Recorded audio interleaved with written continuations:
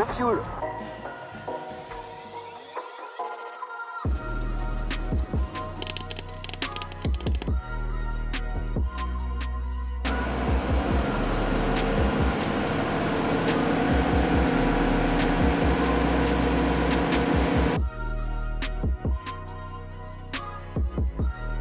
Salut Low Fuel. Dans l'épisode précédent, Grégoire et moi vous racontions notre récente traversée de la Manche et vous expliquions sa préparation. Je vous mets le lien juste ici. Dans cet épisode, je vous parle de l'Ely Lane, le survol de Londres en hélicoptère. Dans cette vidéo, on parle parfois anglais, pensez à activer les sous-titres si nécessaire. Je vous ai déjà parlé du transit hélicoptère parisien, un ensemble de routes aériennes qui permettent par exemple de survoler le périphérique parisien en hélicoptère. Ouais, la gueule de ton patron quand il va devoir arriver en hélicoptère. Il en a vu d'autres. Hein. Ouais, bon. Tiens, prends à droite faire le périph' là. Ok, ça marche. Bon, Pour ceux qui sont intéressés, je mets le lien là. Le transit hélicoptère parisien n'est pas une exception, loin s'en faut. En fait, la majorité des grandes villes ont des itinéraires de transit avion ou hélicoptère en VFR.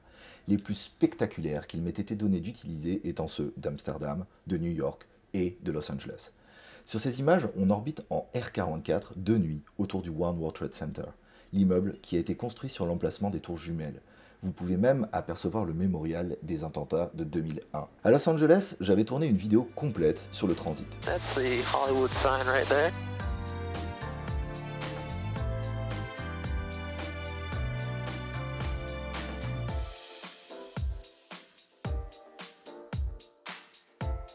And then there's downtown LA. It's not that crowded. I thought we would cross a lot of helicopters and planes. It's okay. On some days, yeah, we do, but not right now. Well, we got lucky. Je vous mets le lien ici si ça vous intéresse. Même chose pour Amsterdam, avec ce spectaculaire survol du canal de la mer du Nord et de la gare d'Amsterdam. Pour ceux qui voudraient faire pareil, comme on est sympa, on vous explique la procédure. Quand on était à l'héliport d'Amsterdam, on a discuté avec Donovan et Paul qui tiennent l'héliport. Mais qui que ce soit en fait, au moment où ils appellent Schiphol pour coordonner votre départ, vous leur demandez de pouvoir survoler voilà, le North Sea Canal jusqu'à la lagune. Et donc ça pose pas de problème apparemment. Juste devant nous, c'est la gare d'Amsterdam. Je sais pas si vous vous imaginez survoler la gare de Lyon ou la gare du Nord. Et alors autant vous dire que je tire pas 90% de puissance, là je suis plutôt à 58, je vais même réduire un peu. Je trouve que tu vas un peu vite. Ouais voilà, pour profiter. Je vous mets le lien ici également, ça commence à être légèrement encombré. Aujourd'hui, je vais donc vous parler du transit hélicoptère de Londres, qu'on appelle l'Ely Lane. Londres est une ville très étendue, avec un aéroport, le London City Airport, et 2 héliports en plein centre. Imaginez une piste d'atterrissage au milieu de la Défense. L'Ely Lane est assez facile à comprendre. Il existe 8 itinéraires numérotés de Hôtel 2 à Hôtel 10. Hôtel pour H pour hélicoptère, évidemment. A priori, les itinéraires Hôtel 1 et Hôtel 8 n'existent pas ou plus. Les plus intéressants sont Hôtel 9, qui traverse Londres sur un axe nord-sud et permet de survoler Heathrow, et Hôtel 10, qui traverse Londres sur un axe est-ouest et permet un vol spectaculaire à la verticale de la Tamise, en plein centre de Londres. Sur cette carte, ils sont matérialisés par des tirets bleus et desservent les différents aéroports et héliports de la zone. D'ouest en est, Heathrow, Northolt Airport, London Heliport, Skyports Heliport et London City Airport. On peut passer d'un itinéraire à l'autre à leurs intersections. Les triangles indiquent des VRPs, Visual Reporting Points, des points de report visuels. Ces VRPs permettent aux contrôleurs de nous donner des clairances jusqu'à un certain point de l'itinéraire, mais aussi de nous demander de reprendre contact avec eux par radio quand on les atteint. On dirait que certains sont juste faits pour vous rappeler de prendre des photos. Vous trouvez que ça a l'air simple? C'est un peu ce que je craignais. Comme pour le transit parisien, évitez de vous aventurer tout seul sur cet itinéraire la première fois. La charge de ce type de navigation est intense et sans un minimum de familiarité avec les noms des VRPs, vous risquez fort d'impatienter les contrôleurs d'un des aéroports les plus chargés au monde en leur faisant répéter inlassablement le nom du prochain point de report. C'est pour ça que dans cette vidéo, je vole avec Matthew de la société Heli Group, l'importateur du cabri G2 au Royaume-Uni. Humour anglais en prime. As usual, this is the M25, which is the biggest car park in the UK. We call it the biggest car park in the UK because all the cars are always stopped on it. Allez Morgan, il est temps de travailler un peu en vue de ton FCL 055. Le projet initial était de prendre l'itinéraire Hôtel 10 de Cookham à Barnes, puis le Hôtel 4 de Barnes à Isle of Dogs, afin de nous poser au Skyports Heliport. Le plan des hommes, le rire de Dieu.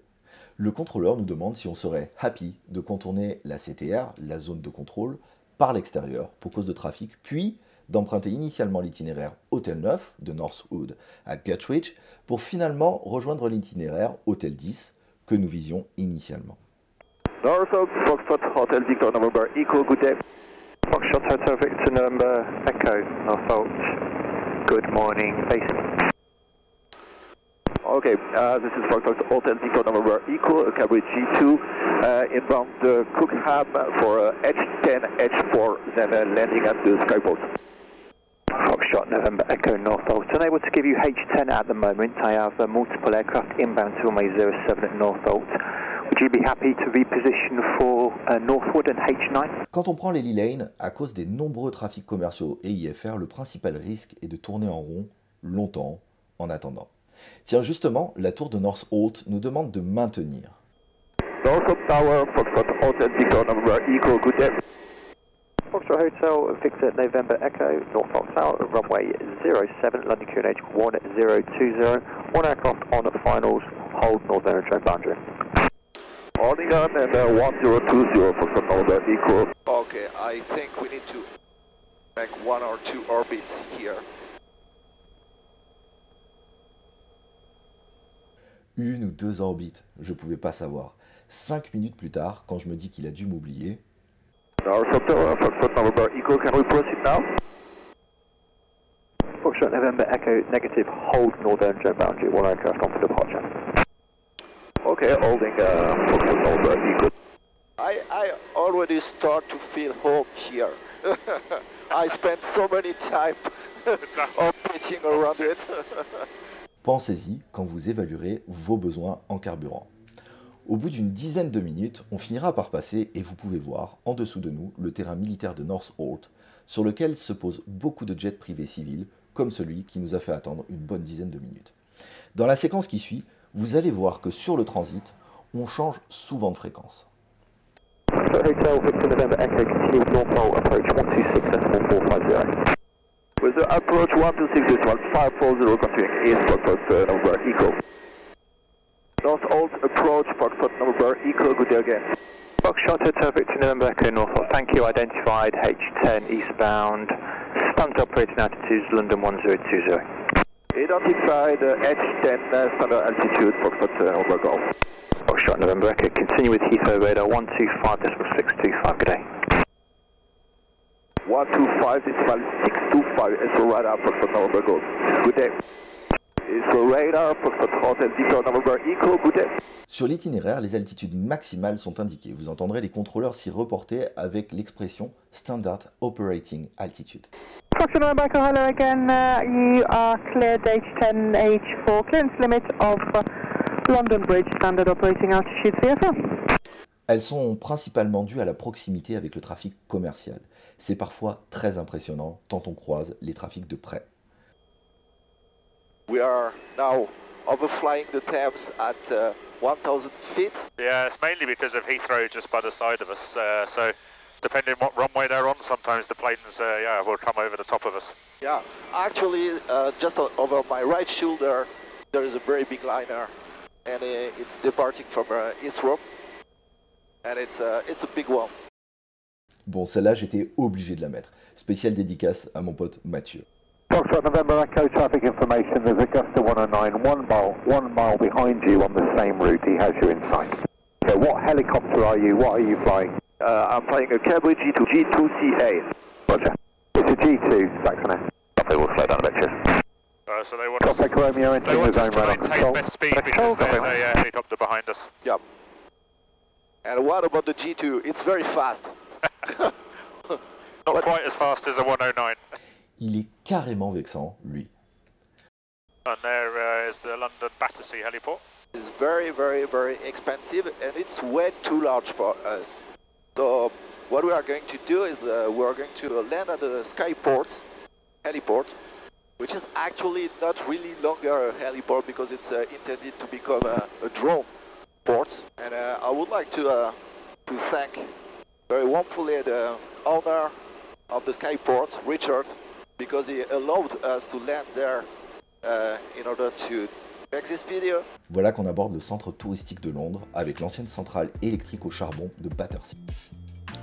Just below us is the former power factory of London, what you told me yesterday? Yeah, Battersea. Battersea, yeah. Quite a historic site. Foxtrot November Echo, your hold is cancelled and you cleared H4 to the Vanguard. Report letting down. The wind at London City is easterly 13 knots. Oh, perfect. Foxtrot November Echo, thank you very much. Le London Eye, la grande roue de Londres,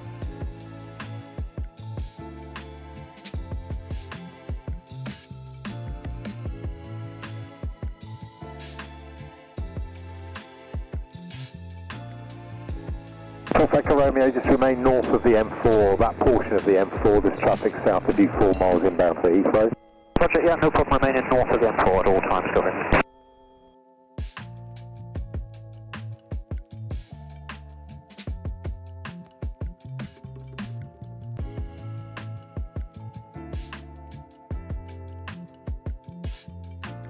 That's London City Financial District. It's like La Défense in France. La City, l'équivalent de la Défense à Londres, et en face, l'impressionnant Shard, qui mesure 309 mètres.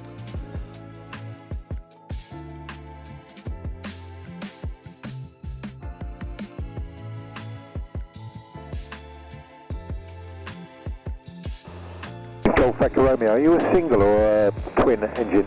Twin engine, Golf Echo. 109, single engine. That's crazy. Okay, I can see the skyports. En arrivant au fameux Tower Bridge, je commence à voir le Skyports Heliport, le but de notre balade. Un minuscule héliport surplombant la Tamise avec un mur et des bateaux pour faciliter le tout. Il est juste derrière Canary Wharf, où on débute la descente. Et pour s'y poser, il faut une autorisation spécifique de la CAA, l'équivalent au Royaume-Uni de la DGAC en France. Autorisation qu'Ed et Matthew de la société Heli Group nous ont aidé à obtenir. This is Canary Wharf. Yeah. So now we... Roger, visual. I'm on a heading of 060. He's on the canal at my 12 o'clock now, so maintaining basically north of the restrict zone. If you're at 1500 feet, you're going to be over the top of it anyway. You can leave the route, if you wish to leave the route, you can leave the route to the north now, if you're happy with your terrain clearance. Section 2287. Okay, and you're cleared to leave the zone to the north, not above 1,500 feet. Clear to leave to the north, not above 1,500 feet, section 22. And Foxtrot November Echo, we're giving the Skyport call and then give you a call on ground before we left. Foxtrot November Echo, roger. Okay, I have the heliport inside. Skyport, helicopter Foxtrot Hotel, Mr. November Echo. Good morning, I have you visual. The wind is 090 9 knots, but there's variation on that QH1020. It'll be spot number 1 with the marshal. Copy that, spot number 1 with the marshaller, and due to time constraints, Richard, we won't be shutting down if that's okay. Yeah, roger that, registering. Okay, this way. So yeah, that's it. So keep your eye on the marshaller. Yeah, sure. This time. Spot number 1. Spot number 1. Okay. Facing. Is asking for facing, but facing him. My wind. And spot number 1 is in the middle. Yep, I see that. Up. Okay, power is okay. And he's saying just go left, to the right. Yeah.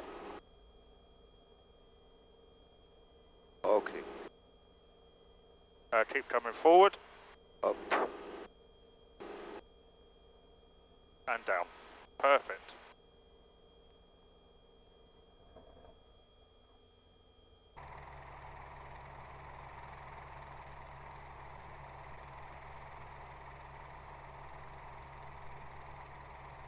L'idée initiale était de rentrer par Hôtel 3, puis Hôtel 9, afin de survoler le gigantesque aéroport d'Heathrow. November Echo, you're cleared to pick up H4, then H3, standard operating altitude VFR. Mais quelques instants après nous avoir donné la clairance, le contrôleur l'annule et nous informe qu'ils ont fermé le transit suite à une urgence. Pas grave, on décide de rentrer par le même itinéraire. H9 crossing of Heathrow is not available now. There's an emergency in progress. Request your intentions. Foxtrot November Echo, we are ready to lift probably in about 30 seconds, and we're do H4 and H10, and then probably H9 north back to Wickham, Foxtrot November Echo. Le décollage est difficile, Décoller au-dessus de l'eau, c'est comme décoller d'un immeuble. On est plus ou moins hors effet de sol. Il faut donc faire très attention à sa puissance. Foxtrot November Echo is lifting. Foxtrot November Echo, roger. Sunwheel 15, you clear to Beckton roundabout, VFR, not above altitude 1,500 feet. Power okay? Yep. Outside ground effect. Roger, in which case you clear to the Olympic Park, then VFR, not above 1,500 feet. Yeah, okay. Let's climb now. Fuck me. On est en limite de puissance complète. Limite de vitesse, tout, voilà.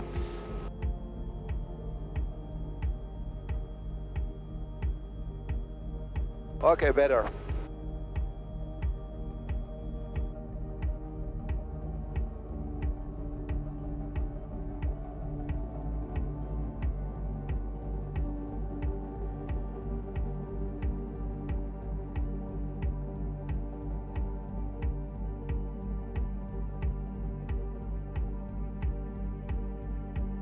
La vue est belle, hein. On pourrait se détendre un peu en se disant que le plus dur est derrière nous. Grave erreur.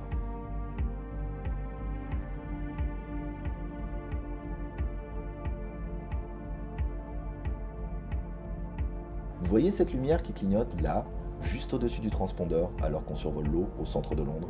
Autant vous dire que ça ne s'est pas passé comme prévu. Mais je vous raconte ça dans le prochain épisode. A bientôt sur Low Fuel. Et n'oubliez pas le guide.